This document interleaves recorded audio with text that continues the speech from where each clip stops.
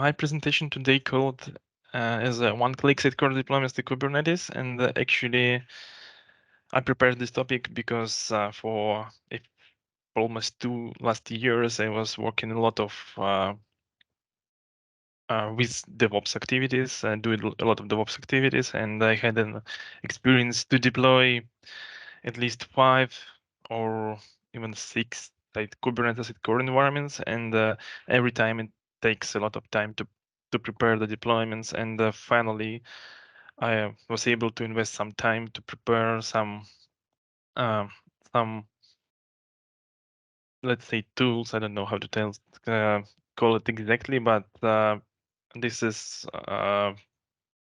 some scripts, some CI/CD pipelines that I'm already shared with the community, and today I just want to explain what I have done and how you can use it to deploy your Sitecore Kubernetes environments. And let's start with a short introduction of myself. And my name is Artsem Prashkovich, and I have more than 12 years of programming experience in general. And since April 2012, I work for Brimit and currently take position of solution architect. I have more than 11 years of Sitecore experience, and I was awarded as Sitecore Technology MVP for 6 years in a row. And first thing that I'm going to talk about is Kubernetes itself. And actually, I have prepared a pretty simple diagram representing Kubernetes architecture. But what is the Kubernetes itself? And actually, this is a powerful tool that automates and streamlines the management of your application. It ensures your applications run rapidly, they scaled as needed, and Kubernetes keep your application resilient, allowing you to focus on your software, not on the infrastructure. As we can see on the diagram, each Kubernetes environment, each Kubernetes cluster has the master node, which is includes 3 or even 4 main parts. The first one is the scheduler, so which is make sure that the application that you are going to run in Kubernetes matches the node requirements. That it is find the better node according your annotation of your application. So there is the controllers which do the main work to run your application in the cluster. There is also etcd storage, which is key values, persistent key value storage describing your cluster. Actually, it has everything which can be described, which is related to your cluster. And if you even shut down your cluster and then run it again, all architecture of your cluster will be restored based on the data that are stored in the etcd data storage. So there is also API server, which is used by another node, which actually runs your application to communicate with the main master node. So talking about the application nodes, let's call them application. They can be also Linux or Windows ones, but I forgot to mention that the master node is always Linux node, and the application node can be represented by Windows or Linux nodes, depending on the application that they're going to run. At the same time, each node has a kubelet, and this is the agent responsible for communicating with the master node in Kubernetes architecture. It also do some health check, monitoring, or even the kubelet register the new node inside of your cluster token with the API server of your master node. And as well as kubelet, each node has a kube proxy.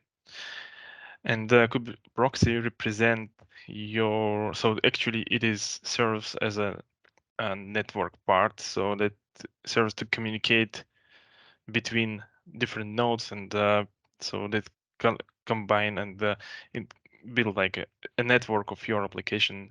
And using kube proxy, the application running on the separate node can communicate with another one. So, and finally, each node has pods, and pods, this is the smaller entity inside of the Kubernetes architecture. And actually the pod represents the application or microservices. Microservice depends what you actually run in Kubernetes, but yeah, the pod is the smaller entity. In just a few words about the advantages of Kubernetes. So, and why we potentially will be considering to use the Kubernetes. And first of all, this is the scalability. So Kubernetes is designed to be able scale the environment, scale your application automatically. Once you have reached some limit of the resources, Kubernetes will create an extra node according the configuration, of course, so that if you configure your Kubernetes to have like for example, three instances of your node, first of all, only one will be run, and only when the resources will be when your application will require more resources, the Kubernetes will create a second instance, and once it is loaded as well, so that this third one will be created automatically by Kubernetes as well. And once the load of your application will come lower, so the Kubernetes will terminate unnecessary node just to save resources and your money. So high availability, actually, Kubernetes track the health of your application, and if something wrong with your application, it will rerun it. Even when you do the deployment, Kubernetes create a new instance of your application, and only when Kubernetes makes sure that your new instance is healthy, run, and the work as expected, then the traffic will be switched to the new one, and the old instance of your application will be terminated.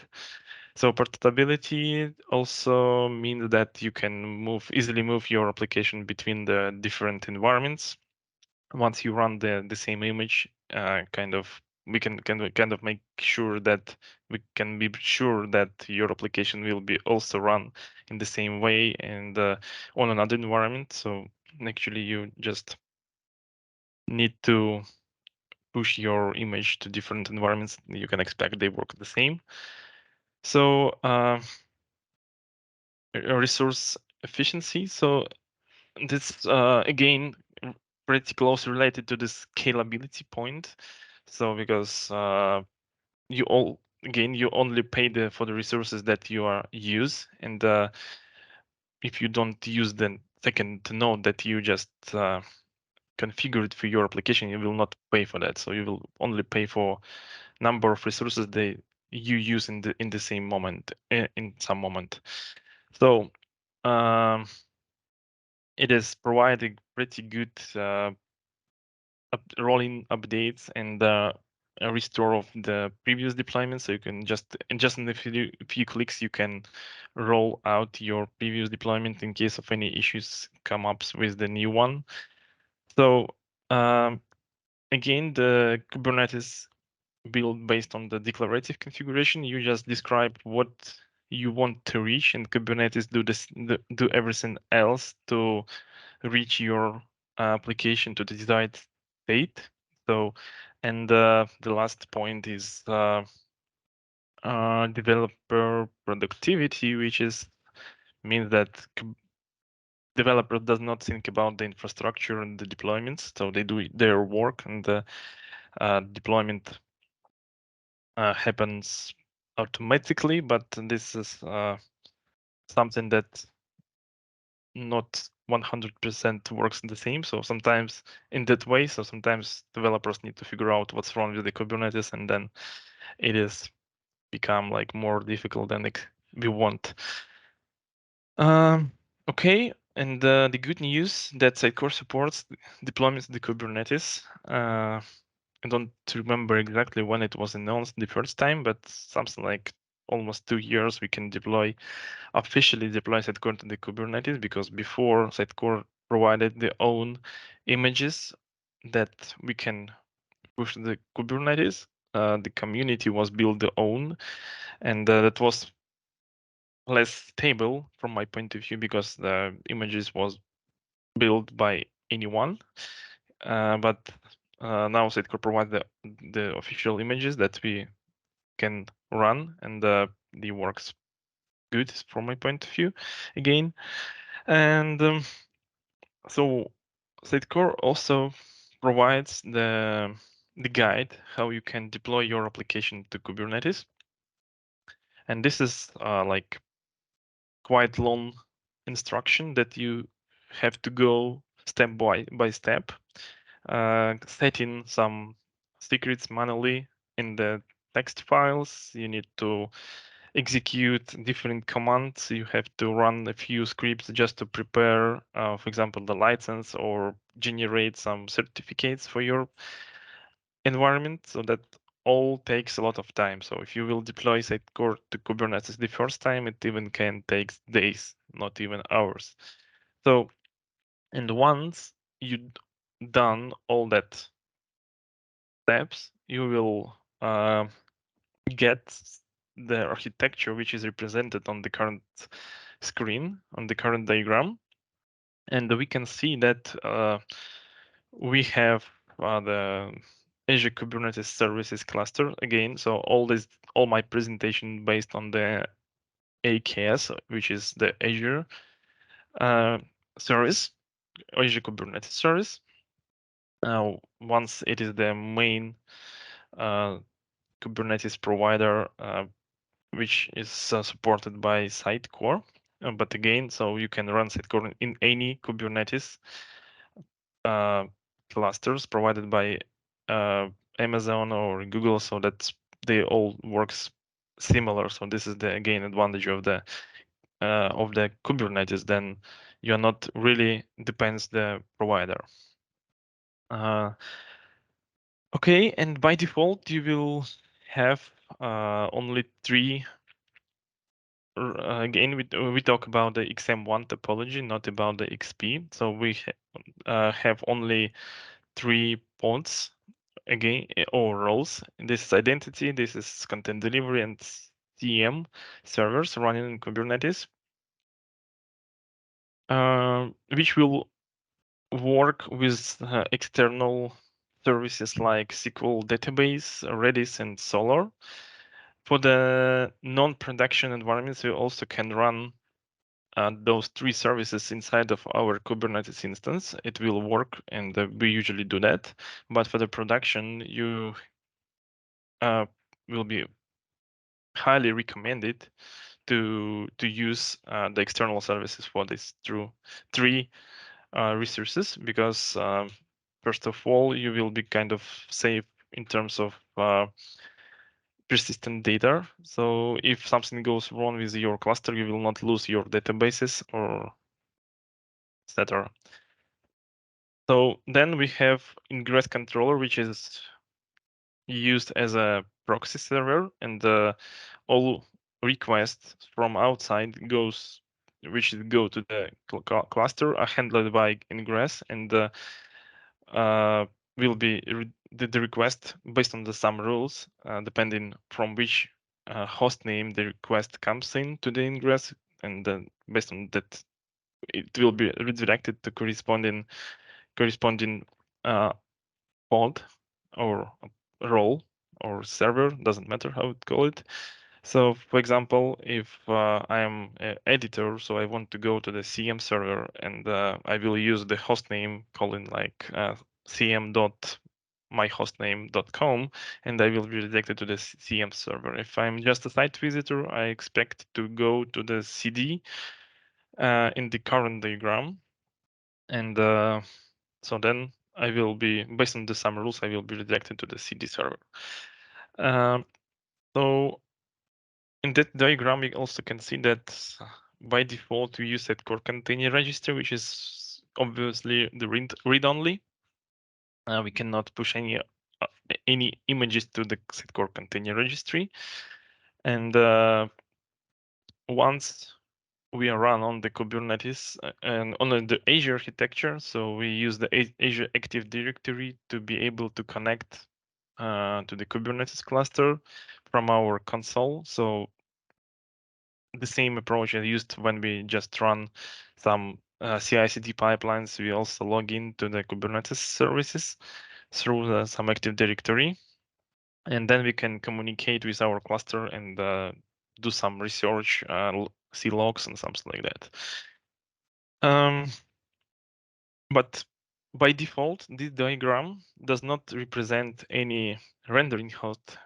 But for the last years, almost all project that we was working on was built on the headless based architecture.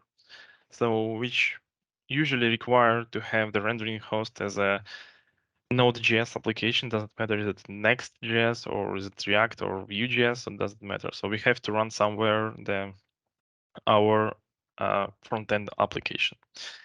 But this diagram will work, but does not represent the real architecture of at least the production one. So we cannot in that way, we cannot build, we cannot push our custom images, and we need to improve our architecture to make it work for the client. And first of all, we need to introduce some CI/CD pipelines that will build our custom images for us, and we need to create our container registry. It again can be any container registry we want, so it can be Azure container registry, or even it can be GitHub, as I use in my demo, and it can be JFrog, doesn't matter. So any container registry can be used with Azure Kubernetes services.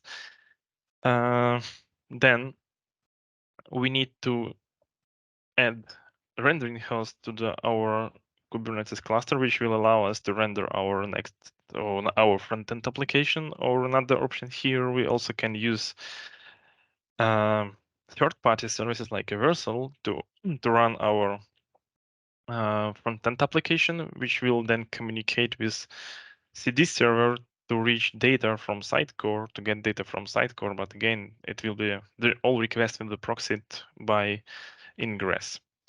So in that way, architecture looks better. So in that case, we can build our own code, push it to the Kubernetes, push to Kubernetes or to the container registry where the Kubernetes will pull it from. And so in that way, it will works for the clients more or less. So how we actually describe our Kubernetes application, how we deploy or how we configure our Kubernetes cluster or instance. So all configuration is done based on the manifests, which is YAML files describing that have the structure, the predefined structure, and they originally store in our in our repository. So if we will follow the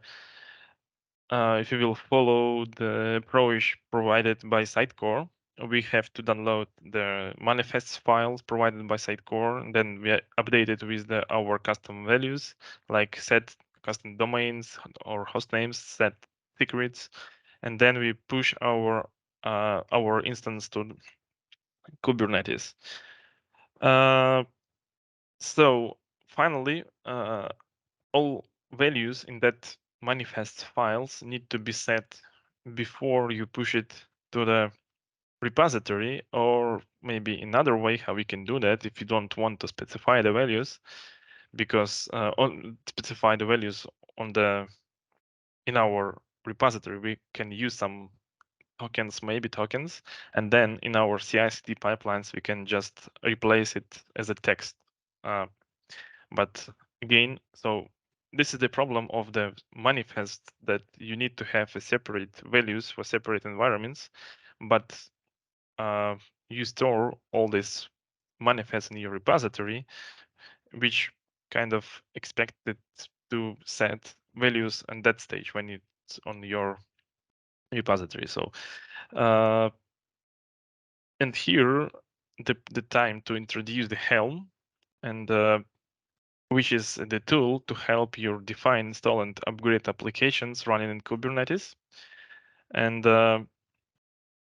we can understand it as a templating engine. So where we define the templates, and then we can separate, let's say, our templates, which is represented also by YAML files, but we use some variables there, and we have the values of these variables stored separately. And once Helm when it compile our manifests for our application, it collect all templates, collect values, and combine them all together. And finally, we still got the same manifest as I saw before, but we can manage our values in more flexible way. So, for example, the same service account manifests as I saw on the previous diagram, but now we can use the variables like key vault client ID or service account name, or even the namespace that we are going to push uh, our resource to the Kubernetes, and all these values are stored in the separate value files that can be specified separately for each environment. And when you will install your Helm chart, you will just specify the name or the path to your value files with your values, for the values for these variables. And the variable file looks like on that small screenshot. Right now it is empty, but you have to define it, but you can set the value when you actually install the Helm chart. You don't need to predefine the value. You can kind of specify it on the stage when you install your Helm chart. For example, we have the Helm upgrade command, which actually installs the Helm chart if it's not installed, and it will update with the latest version of Helm chart if it's already installed. So this kind of general command that usually used to install the Helm chart to the Kubernetes. And here you can see that we specify the values YAML file with the values.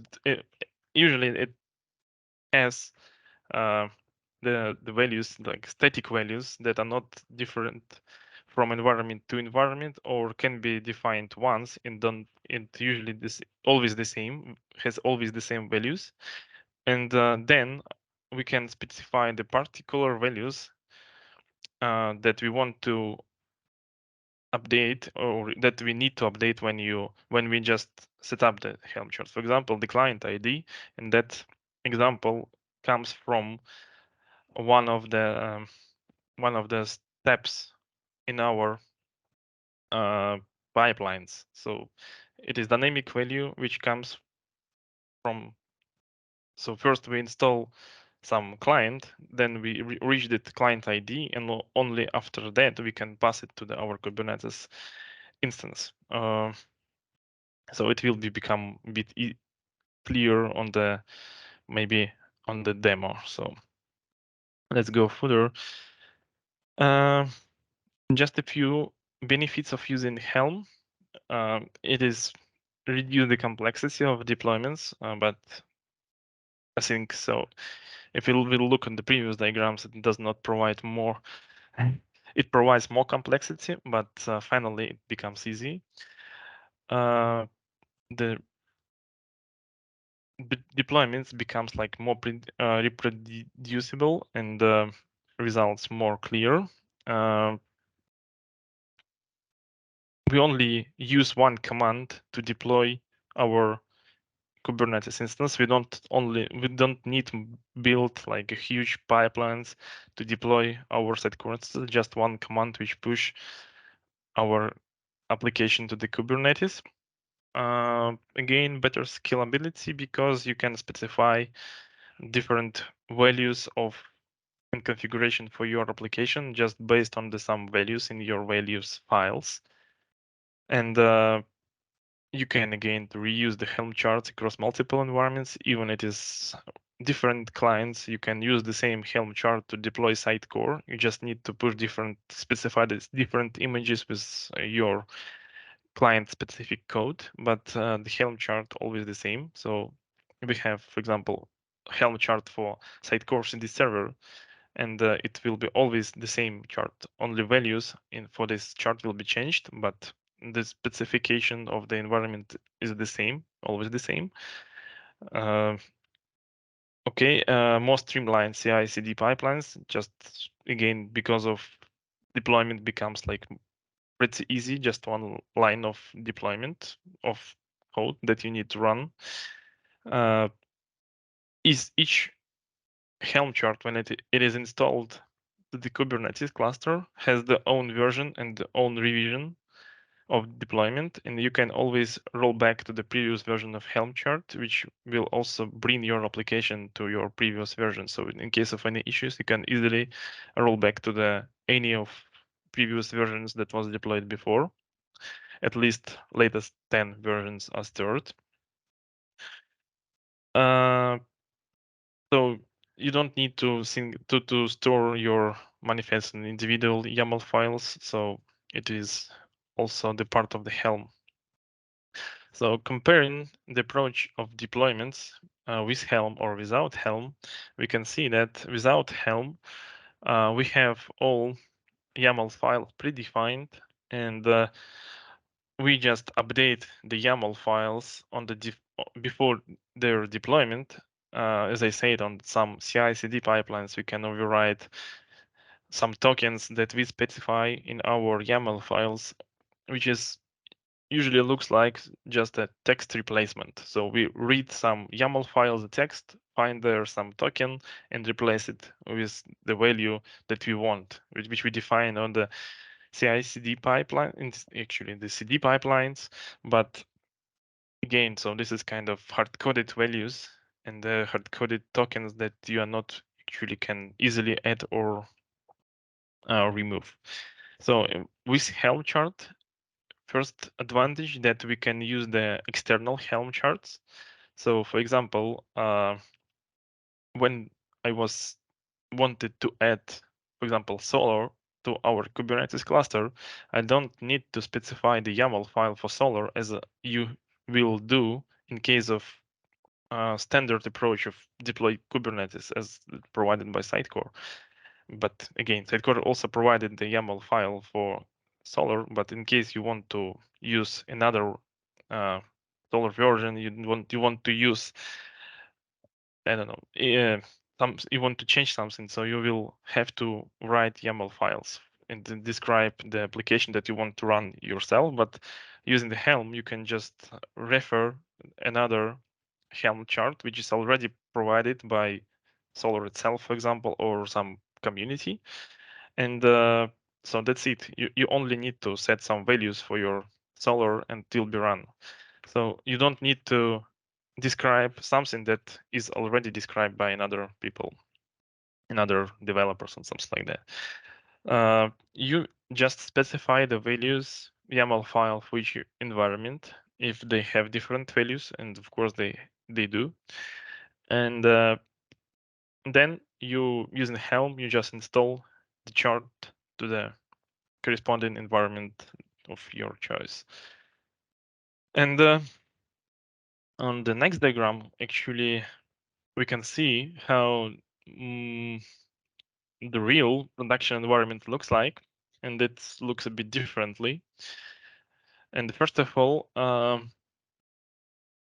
let's mention that it is always good to have some firewall behind of your Kubernetes cluster, and in Azure it can be actually Azure front door can be used as a firewall, which will protect your cluster from some hack attacks and something and etc. The second important notice here that we usually better to use some static IP for your Kubernetes cluster, because if you will not use static, every time when you will stop and run your cluster in some reason, so maybe for production it's not an option because I don't think you will want it to stop the production, but for the dev instances, some reason sometime we can stop it, and then you will lose your dynamic IP address, and you will have to reconfigure your DNS records. You will reconfigure Azure front door and some etc. So better to use the static IP that don't lose your connection between at least DNS and the cluster. Again, we have rendering host here. We use the external services as a for production. It is a requirement. Then we have some extra services running in Kubernetes, which will make our life easy. And first of all, this is the cert manager, and each application that you run have to use SSL certificate to protect itself. And in case of manual the process when you manually add the certificate to your cluster, you have to keep it under the control that it is not expired. If you need to upload new, you have to regenerate it, reapply it for the cluster, and that process so if it's manual process, it increases the risk of human mistakes, and the cert manager do that for us. Actually, for example, it uses Cloudflare to sign as a provider of certificates and sign your self-generated certificates by using this provider, using Cloudflare. And when you run any application in your cluster, the certificate will be generated automatically by Cert Manager and signed by Cloudflare. So exactly, so this is how it works in my example.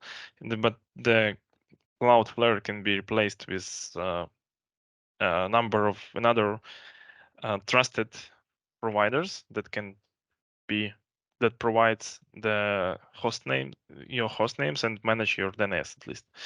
So secrets. This is another tool which is required for production environment, because originally, as if you will follow just the guide provided by Sitecore, you will store your secrets just in the text files, which is not secure because you push your Kubernetes manifests as well as the secrets to the repository, and anybody can read secrets. Just open it in the repository, or so you can again use the tokens and replace them on the deployment stage, which is also not really secure. So better to use Azure Key Vault or any other vault provider, and configure your Kubernetes cluster to pull secrets from the Key Vault and store them in that way. So once you update the image secrets in the Key Vault, they will be updated in cluster just in a few seconds, which also provide the flexibility in terms of managing your secrets, and also some monitoring tools. It may be not required, but highly recommended to run in Kubernetes, just to keep everything under your control and understand what's happening in your cluster. The CI/CD process is pretty the same as we discussed previously, and with only one difference here, that we use Helm to push our application our application to the Kubernetes instead of just access by just X. So previously we had to use some CLI access, CLI tools and scripts by use CLI by scripts to access our cluster. And with this approach, we use Helm just to push our code to cluster. Before, so the current diagram represents actual state of the demo, and this is the architecture, and this is the environment that you will get. Just click deploy using pipelines that I built for you guys. So it does not have any monitoring tools. It does not have yet. I can say that I'm going to extend it and build more options for the environment. But right now it only has the cert manager. It has CSI driver to pull images from the Azure Key Vault, and it does not have front door before our cluster, and as well as we run Solr, Redis, and SQL Server inside of our cluster as well. Once I built it, just not for the production instance, but again, if you want, you can optionally set to don't install these services inside of the cluster and connect them to the external one. So that will be not a big deal to do that. And of course, there is like 5 main things that I tried to solve preparing the pipelines and the Helm charts. And first of all, pipeline that I built, provisioning and configure Azure infrastructure, for example, you don't need to configure your Azure Key Vault with configure your Azure Key Vault to communicate with Kubernetes cluster, but by default, it cannot communicate because you have to set up some network rules and add some role-based accounts to allow Kubernetes accessing the Azure Key Vault. So it will be done by pipelines itself. So we're improving certificate management because the certificates will be created automatically for the cluster, and secret management is also improved. Once we we don't store secrets in the files. We just use Azure Key Vault to store our secrets, and then we pull it using CI/CD driver. So we optimize the CI/CD process. So CI/CD becomes pretty easy. And one more thing that I have done, I build a way.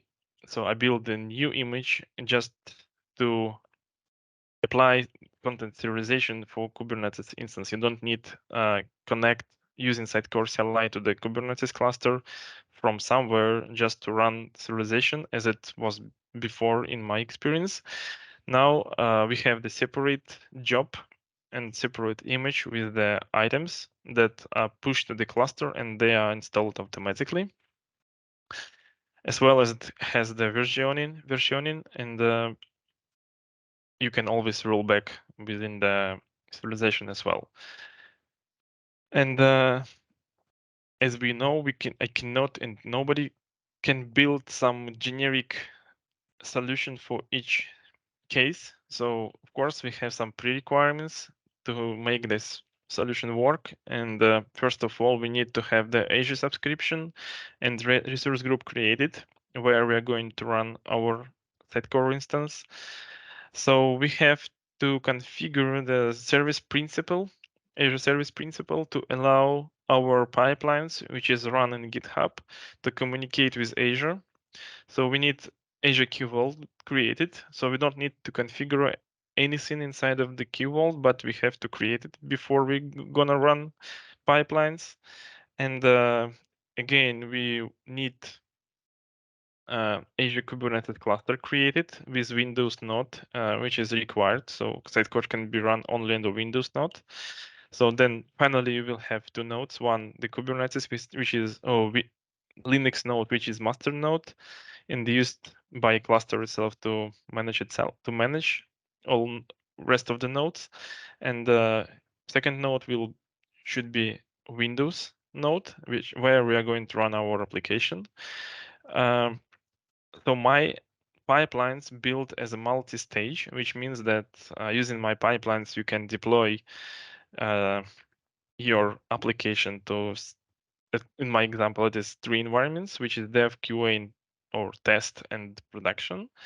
So, and only GitHub Pro account supports multi-stage deployments, or you should use the public repository. In that case, you also can use the multi-stage. So the Pro account is not required, but it is required just in case of private repository. And in my example, I use the Cloudflare account and to sign the certificates. As I said before, you can use any other provider. You just need to change it in the values files of the Helm chart if you want to replace it. So and now, and this is the time of demo. And first of all, let's see what we have in the Azure. And unfortunately, I was not able just to show how the pipelines work in the real time because it takes some time to deploy. And I have deployed the environment just before the meetup. And let's see what we finally have here in the resource group. I have created the Kubernetes cluster and I have created the key vault, and that's it, which was done before I run the pipelines, and everything else was created by pipelines and configured. And if we will look at the key vault, we will sorry. Okay, go to the resource. And we will see that we have a list of secrets added here, but the secrets was added by pipelines as well. So let's start with the deployment to the Kubernetes provided by Sitecore. And for example, if you decided to deploy Sitecore 10.3.1 to the Kubernetes, you will go to the Sitecore portal and download the archive with the files, which will looks like on the screen now. So that will be the archive. Inside of the archive, you will have, for example, Kubernetes and with different versions. And in our case, we use the XM1. And this is the list of folders and files that Artem, sorry, can you Yep. somehow zoom the Yeah, total sorry, commander? I Okay, forgot. thanks. Okay, so this is the list of files that you will get from the archive. That then you have to manually update, for example, the host name for this is like a template of host name, but you need to set the host name manually here for each of the role. And then you have to update secrets. If you will open this, you have to go through each of the secrets and set it manually. For some of them, you already have the value, like for the username, but for the password, you will not have it, and you have to go through all of them and just set the values for each of them. Then you need to first apply the init YAML files. You need to deploy it to the Kubernetes. Then you apply the external. Then you apply the secrets, and then you apply the rest of the pods. So this is the approach that Sitecore describe in your guide that you will use. So that kind of work that you will do manually. And so if you haven't, but anyway, so this is the guide, but I will not open it because it doesn't make any sense for now. And what actually I have done, I prepared the demo, and then the demo is actually shared in GitHub, and all this stuff are public, and you can get it. So the first repository which I built, it is Sitecore images. And here you can find an example of Docker files and the pipelines, which you can use to build your own images. So initially I just wanted to deploy the vanilla Sitecore to the Kubernetes cluster, but as I said before, it does not have any rendering host, it does not have any content, and even it does not have any modules installed like PowerShell or headless services, etc. So then I decided just to build my own images with some services and modules added there, and which allows me to prepare the more realistic demo. And finally, if you will look at the CD image, which only includes the Docker file, and I only added some headless services SXA to the original and to the base image provided by Sitecore. So I have not applied any custom code here. I only add the modules, Sitecore modules, to my images. So it is the reason why I had to create it. So, for example, for the CM server, I have also added SXA, but as well as the PowerShell, which is required to run actually some SXA sites and some scripts. And to allow my scripts and to allow content serialization running in the background, we also had to configure some identity Sorry server again. Can endpoints. you zoom the browser, please?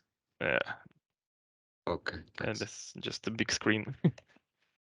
uh, which also will copy some config describing the identity client, which will be used by Kubernetes itself to communicate with the CM server and run content serialization process. So everything is pretty standard here, except two images, which is rendering. That image was not provided by Sitecore itself, and I used SXA. Actually, I get this application from SXA Starter Kit. This is just basic SXA based Next.js application that will be built to the Docker image, as well as we have a Docker file here describing the process of the build. So this is something that you will not find in the zip archive provided by Sitecore. You need to build your rendering host by yourself, but now you can use that Docker file to improve that process and make it easy. That's not the final version of the images, so you can see that some comments here, but yeah, this is something that can be improved, and I will improve it for sure. And the last interesting part here is the items image that I was talking before. So this is the image that will store the serialized items, and I don't have any solution here, but I wanted to show how it works, and I simulate some solution for that reason. And if we will go to the solution folder, we can see that it is include some Sitecore JSON file, which describes the Sitecore serialization module, and I put some serialized items here. So that's how I expect your project will looks in the real life. And when you build the image with Docker file, we just copy the files from our solution to our to the image by using the few commands to copy, and as well as it is use some entry PowerShell script which will be run actually serialization when the image will be run in Kubernetes. Okay, so this is what about the images. Let's say we prepare it and we want to build. I have separate pipelines for almost for each image, and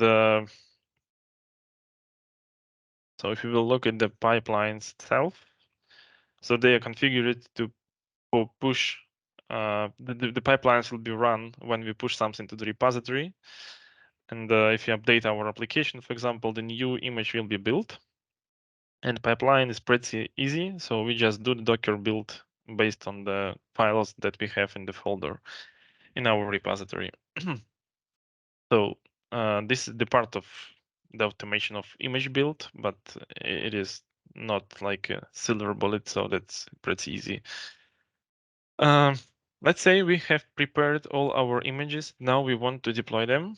And the next things that was prepared by me, it is the Helm charts.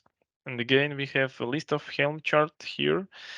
And some of them represent the single instance or single server application like Sitecore CD, Sitecore CM. If you need to deploy just CM, you can use the Helm code like Sitecore CM. It have own values list, which you can extend with your required values. By default, it is used the Sitecore CM image, but you have to override it in case of you want to use your own. You can specify the size or some resources required and limits of the resources for your application. So that's kind of long list of the parameters describing your application, but all of them I make it. I wanted to make it our lives easy, so and I set the default values which really represent the values that we use for our customers, and primarily you just need to only change the repository where you store your image and actually the tag of your image, which will represent the exact version of your application.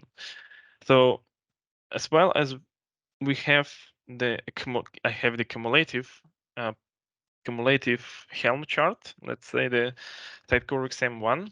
And if you will look at the chart YAML, which is the main YAML file of the chart, it represents the dependencies. And the dependencies actually means that this chart will refer another Helm charts, and which will be installed when you try to install this particular Helm chart. So if you will install the Sitecore XM1 chart, it also will install CD, CM, ID, identity role, and the rendering host as well.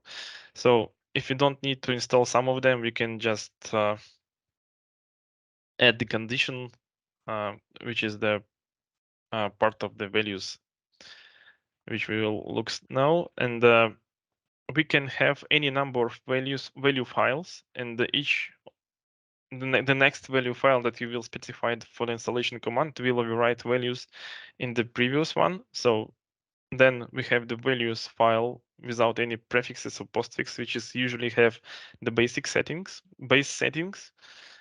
And here we specify the setting based on for each Helm chart that we refer in the previous YAML file.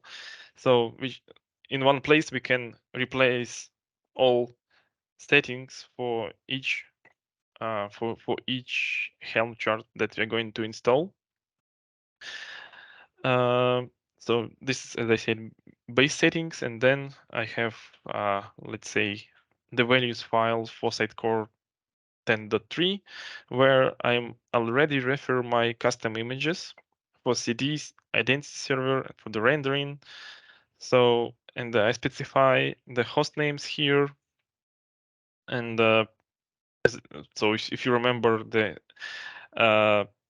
certificates will be generated automatically by cluster itself, but and signed by Cloudflare. So I only need to specify the host name. In case of manual.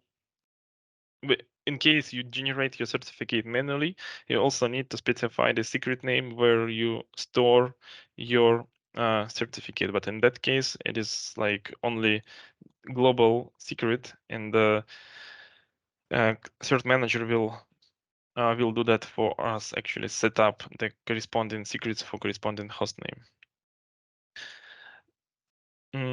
So once we're ready with all values, so that's not make sense just to explain it in details which values we have. So that requires some investigation, deeper investigation of each of us, in case you want to figure out how it works.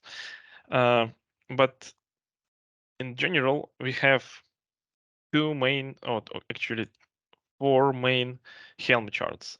We have the cluster init, and that chart will be installed in our cluster first, and it includes dependencies like CSI secrets provider, which will pull secrets for us from Key Vault, and also it installs Ingress Nginx controller, which is installed for the cluster itself and not for the application level.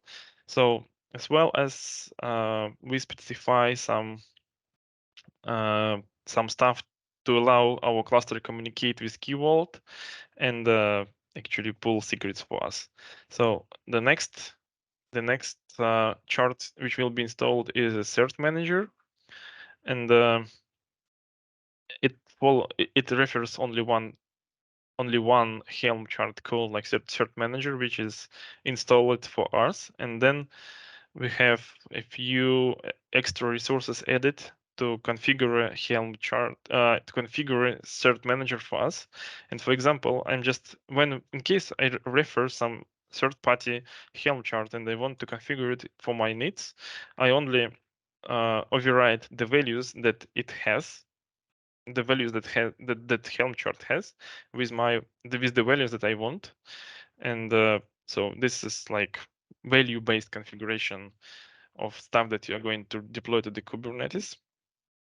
And then we will install Sitecore XM1 init chart. This is the chart built by me, and it includes, actually, it will create the databases for us and the Solr indexes. This is the same way what we need to do when we deploy the Sitecore by guide provided by Sitecore, and but you will done in just one click. And the last chart is Sitecore itself.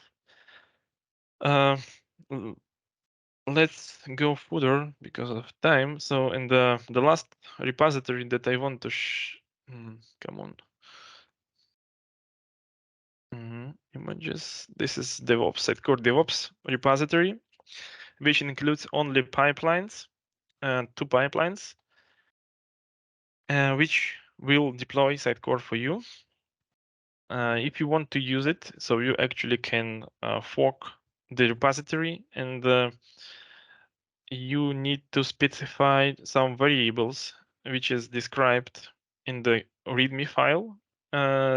So there are like two levels of secrets. One secrets based on the repository based secrets like Azure credentials and Cloudflare IP token, and the rest of the secrets are environment specific. So because of your different environments like dev, test, and production will run in different resource groups, and you will use different key vault, and the cluster name will be different for sure. So then you specify the values for your environment separately. So, and if you will look at how it actually looks in GitHub, we have in the settings, you have environments, and you can specify any number of environments that you want. I'm using for now only dev, and if I will click here, I will see the secrets added for this environment. So when we create a new instance, usually you just need to update the key vault value and the resource group where you're going to deploy your environment, and as well as the cluster name, 3 of them, if you have rest of if you have added them before. So if you just created them from scratch, you need to add all of them. And let's back to the pipelines. The first pipeline, which will do all configuration for us, called like provision infrastructure. And if you will, it can be run only manually. So we have an option to choose the environment where we're going to deploy, and it's do a lot of work for us, like for example, add cluster subnet to the key vault allowed networks. So that step will configure the network, that subnetwork of our cluster, and add it to allowed networks of key vault. So then it allow our cluster, our Kubernetes cluster, to communicate with key vault. So all the stuff also related to this communication between cluster and key vault that require a lot of manual steps that you have to do in case you will do that on your own, but these pipelines do that for you. It is provide identity access. So then we set the static IP address for our cluster, which is also required manual steps in case you do that. So, but I have prepared the scripts that will do that automatically. Then we use the subchart to populate our secrets, and the secrets has some predefined values which you can update if you want. Only one secret that you have to update, it is the Sitecore license. So once you have deployed secrets, you have to go to the key vault and set your license, because it's something that we cannot share, and each of you will use your own. And then, as I said, the first chart, this is the time when we start installing the charts. So I have implemented the deploy Helm chart tab pipeline, which allow me to reuse it with just different name of the pipelines. So first I install the cluster init, then I install the cert manager pipeline, set up dev dependencies, will install Solr, SQL, and Redis inside of the Kubernetes cluster for us. And the last step is deploy init images, which will create databases and indexes for us. And there is the same steps, but the requirement of run of them depends, because sometimes we don't want to install them. For example, if we set up the production, we don't want to install SQL Server and Solr, so then it will be skipped. And the second pipeline, which installs Sitecore itself, it is called deploy Sitecore. It is pretty easy, only one step, which install Sitecore XM chart for us. And as an example, you will get the environment. I haven't changed anything here. I just do the publish for the demo reason. So it is installs some SXA site with only one page, only home page with components defined in SXA, and so publish it. So come on, if you will go to the website itself, this is our Next.js app, which renders that default SXA site with default SXA components. I haven't wrote any code here, only set the content. And last thing that I want to show you, so this is the tool that I use for work with the cluster, and it's called Kub9s. Kub9s, I don't know how to pronounce it right. And so we can see that we have all this stuff running. SQL Server, Redis, and CDCM identity server, and rendering host. So I think there is also should be a job that was installed the content, but I'm not sure. Okay, it was clean up, because I said like 2 hours delay to clean up the jobs that was installed the content. But when you will deploy your Sitecore instance, the new job will run and do the serialize. And if something goes wrong, you always can run another job with the previous version to install the previous package of content, let's say, but the image that includes the content. Okay, let's back to the pods. And probably that's it for me today. So demo, and I put some links to the slide, so which you can use to find the repositories where I built Helm charts and Helm chart itself, images, and the pipelines for DevOps. And that's it from my side for today. Thank you for your attention.